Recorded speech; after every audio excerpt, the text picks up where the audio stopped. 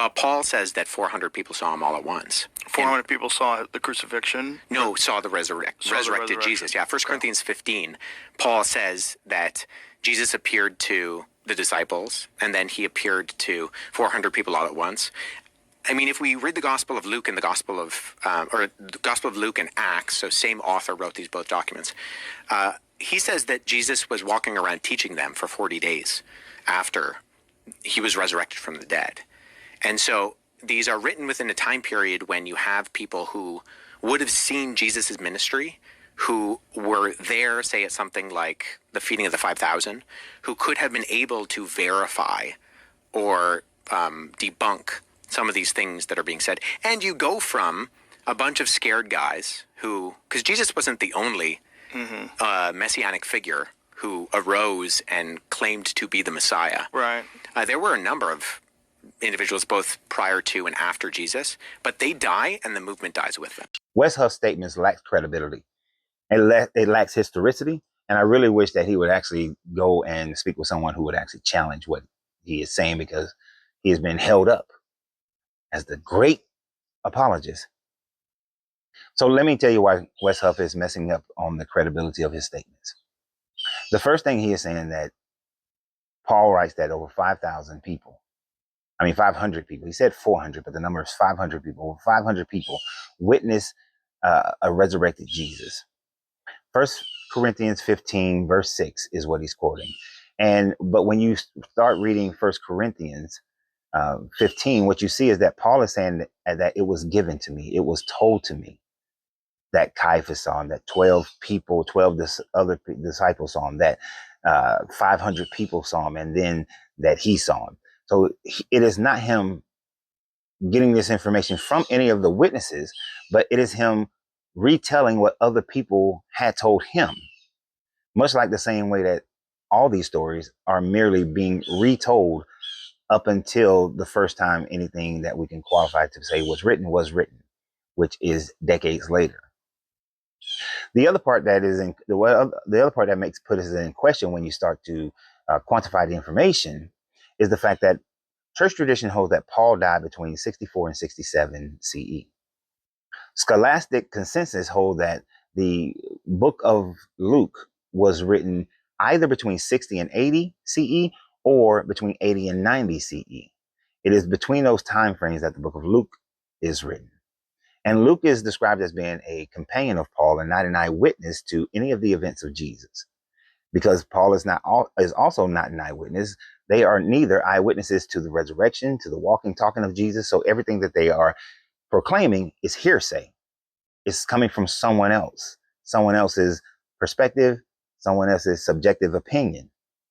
So when Paul says that these people saw this Jesus, he is writing what someone else says. When Luke is recording this, he is saying what he had heard from Paul. So this is telephone game.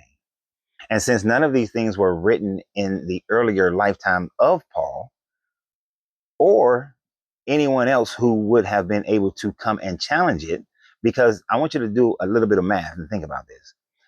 Luke is written between 60 and 80, between 80 and 90. So let's just split the baby and say it's written in 80 CE. So if it's being written in 80 CE, someone who is an adult in around the same age as the Jesus character in their 30s, which would then give you pretty decent memory of what's going on, then that person, by the time the 80s come, which we're now talking 47 years later, would they have challenged that information? Would they have a memory well enough to be able to challenge that information, to remember something that happened 47 years prior? I'm 53 right now. I can tell you, as time goes on, remembering something 47 years ago is very difficult. Remembering something 20 years ago becomes different, because you have subjective memory, subjective recall. You recall what you like. So if you were talking to someone who was 30 at that time frame, they would be 77?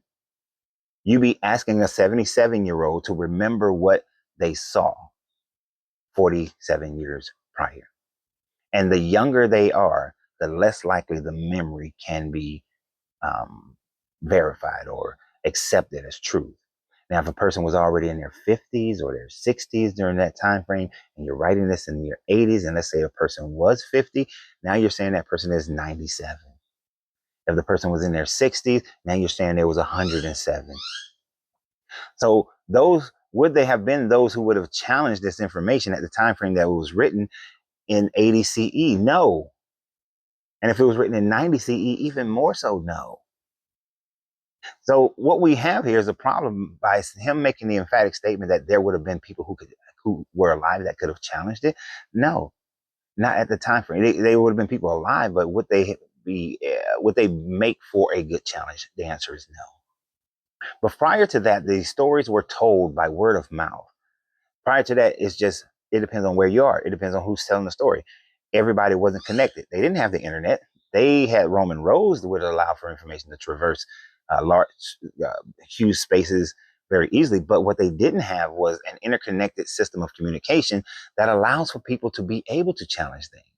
If something was challenged, it was challenged in its own small region, which is one of the reasons why there, even at that time frame, were so many different variations of Christianity. Because people believed different things, had different thoughts that were all subjective on the opinion and the memory or the storytelling of someone who was local to them.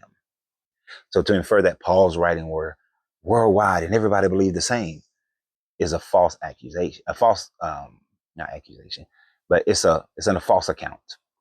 It's a false account. Now, the other thing that I find very interesting and strange in what he is saying is the fact that he is using the measurement of saying that other people who were claiming to be messiahs, that they claimed to be the Messiah, but their movement died.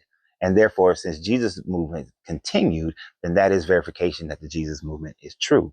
No, that is not verification of truth.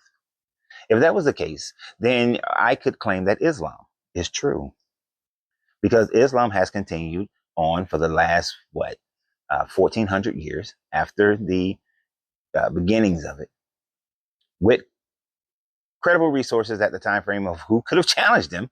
So we're going to throw that one in there. Yet the religion still remains. Sikhism came about during a time frame where people could have challenged, and these are two religions that happened after the Jesus character. Have nothing to do with the Jesus character, but after the Jesus. Well, Islam a little bit, but they're still around. There are 30 million Sikhs out there. The Bahari religion came after. There are millions of people who follow that religion to this day. The movement didn't die after the person who initiated the religion died. And if we go before the Jesus movement, we can look at Judaism, we can look at Hinduism, we can look at Buddhism. We can go to Zoroastrianism, which is still alive today. And all those other religions I just named are still alive today.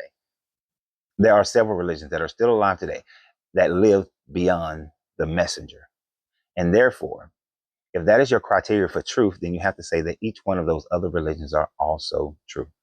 Now, the other Jewish Messiah stories, did they last? Well, yeah. There's one where a guy in not too many decades ago was claiming to be a Jewish Messiah, early 1900s, claiming to be the Jewish Messiah. And there are people who still follow that religion today. They didn't die because he died. They still follow it. So kind of a weak claim there, Wes. I know people prop you up, but they're putting you on too high of a pedestal because your information can easily be, I don't want to say debunked, discredited by anyone who is worth their salt to ask you questions and proper questions or challenge the information that you put out. So y'all need to stop following him. You need to, after you've gotten your PhD, you need to spend a lot of time studying before you really get out here and start making some of these claims, because you're just repeating what other apologists have already said that coincide with whatever your belief is, what the narrative is, instead of contemplating and thinking things through for yourself and utilizing critical thinking. So always remember, you have to free yourself to be yourself, because your greatness is non-negotiable. Good journey, good vibrations.